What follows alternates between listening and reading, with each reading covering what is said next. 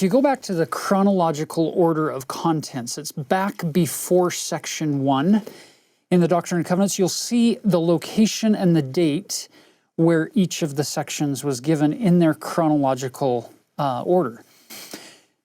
You'll see that 1831 and 1832 have this huge number of sections in the Doctrine and Covenants. So take a look at the year 1834. It shows that in that 1 year, we only received sections 102, 103, 104. Then we were at the Fishing River in June with that Zion's Camp experience, section 105. And then back in Kirtland for section 106 is where we begin today. So here we are in November. There's been a lot that has happened since those people who went west on that Zion's Camp March have now returned to Kirtland. A lot has happened, and yet in our Doctrine and Covenants, we don't have most of those meetings or blessings or minutes that are recorded here until we get this revelation given for Warren Cowdery, who is Oliver Cowdery's brother, and we'll pick that story up in just a moment. Now jump down to 1835. In that entire year, 1835, there are only 3 canonized revelations, section 107, then clear around in August, section 134, which is going to come later in our study, and then section 108 in December. In fact, it's at the very end of December. It's December 26th, the day after Christmas. When we get that revelation, we'll talk about that as well. Here's the point. You look at this and you would say the first reaction would be, wow, Joseph Smith is getting all these revelations early on, and then as he gets closer to the end of his life, the number of revelations drops off significantly. If all you had were the Book of Mormon and this chronological order of contents, that's the conclusion that you would almost be forced to make.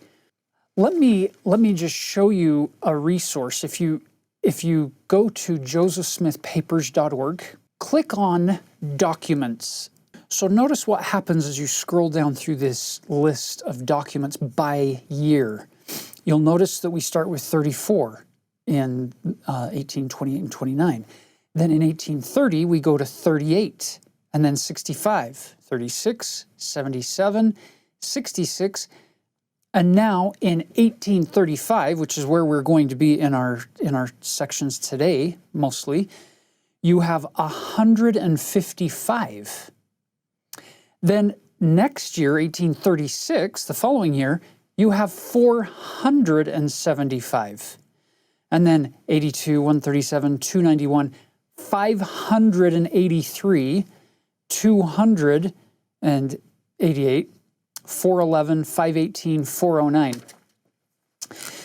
My point being that the canonized revelations, part of our canon, we get a lot of them early on and fewer of them towards the end. But the number of revelations, the number of blessings given, the number of meetings held with official minutes, it just explodes. It goes through the roof as you watch the work progressing. So if you compare that to today, there are those who would say, well, where are the revelations today? We're not getting what we used to be getting from Joseph Smith back in the early days of the church. The irony of that question is, if you look at Joseph Smith's own prophetic ministry, you're seeing the same pattern of a decrease in the canonized scriptures, but an absolute explosion in the heavenly interactions and the revelations that come. They just don't end up in the Doctrine and Covenants. In some ways, we could compare this. I hope this is appropriate comparison. If you turn to John 21, I love how John concludes his gospel. He's shared these stories about who Jesus is and his salvific work. And then John, his last verse says, John 21, 25, and there are also many other things which Jesus did, the which, if they should be written, every one, I suppose that even the world itself could not contain the books that should be written. Amen. And so we should take this pen here and say that, sure, maybe the canonized revelations are decreasing, but the number of revelations and prophetic engagement is just expanding exponentially, and it's still happening today.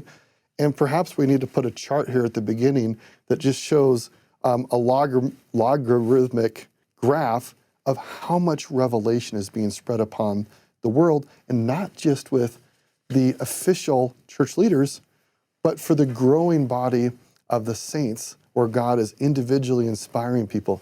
Even you are part of this graph as God inspires you to do things that bring forth his kingdom on the earth today. It's beautiful. And by the way, while you're looking at that josephsmithpapers.org webpage, something that would be fun for some of you is to go in and just start looking at some of those other documents besides the revelations that showed up in our canonized Doctrine and Covenants. For instance, you'll notice that in the spring or late winter, February of 1835, you have a whole flurry of activity in the prophetic office of Joseph Smith, where he is giving dozens and dozens of blessings, where he's setting apart members of the Quorum of the 12 to be apostles, and he's setting apart 70s.